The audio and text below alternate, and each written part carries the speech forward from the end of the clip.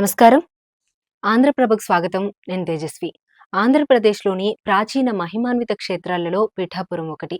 అష్టాదశ శక్తి పీఠాల్లో 10వ పీఠంగా పేరున్న ఈ క్షేత్రంలో అమ్మవారు పురోహితికా దేవిగా దర్శనమిస్తుంది. దక్షయజ్ఞ సమయంలో సతీదేవి పీఠభాగం ఇక్కడ పట్టంతో ఈ క్షేత్రానికి పీఠికాపురం అనే పేరు వచ్చింది. అదే కాలక్రమంలో పిఠాపురం అయింది. ఇక్కడ పరమేశ్వరుడు కుక్కుటేశ్వరుడు అనే పేరుతో పూజలందుకుంటున్నాడు. పూర్వజన్మ పుణ్యం ఉన్నవారు మాత్రమే ఈ క్షేత్రాన్ని దర్శించగలరని పండితులు చెబుతున్నారు. ప్రసిద్ధ శైవ క్షేత్రాలన్నింటిలో కాకినాడ జిల్లా పిఠాపురంలోని పాదగయ క్షేత్రం విశిష్టమైంది.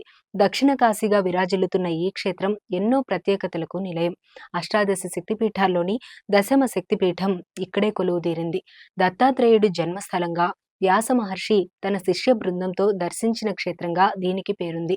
ప్రపంచపు ఆధ్యాత్మిక క్షేత్రాలన్నీ ఇక్కడే కొలువయ్యాయా అన్నట్టుంది ఈ క్షేత్రం అని శ్రీనాథుడు ఈ ప్రాంతాన్ని అభివర్ణించినట్లు భీమఖండం చెబుతోంది.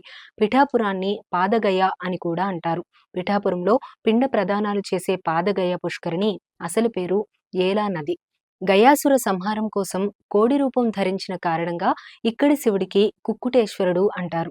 స్వామివారి దేవేరిగా శ్రీ రాజరాజేశ్వరి దేవి భక్తుల పాలిటి కల్పవల్లిగా విరాజిల్లుతోంది. అమ్మవారి పక్కనే నెమలిపై కుమారస్వామి, మరోపక్క చతుర్భుజుడైన గణపతి దర్శనమిస్తారు.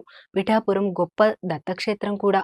దత్తాత్రేయుడి మొదటి అవతారమైన శ్రీపాద శ్రీవల్లభుడు ఇక్కడే జన్మించాడు. నాడు ఆయన జన్మించిన గృహమే ఇప్పుడు శ్రీపాద శ్రీవల్లభ సంస్థానం. శ్రీపాదవల్లభ జయంతి, దత్త జయంతి రోజుల్లో పలు రాష్ట్రాల నుంచి వేలాది సంఖ్యలో భక్తులు పిఠాపురానికి వస్తుంటారు.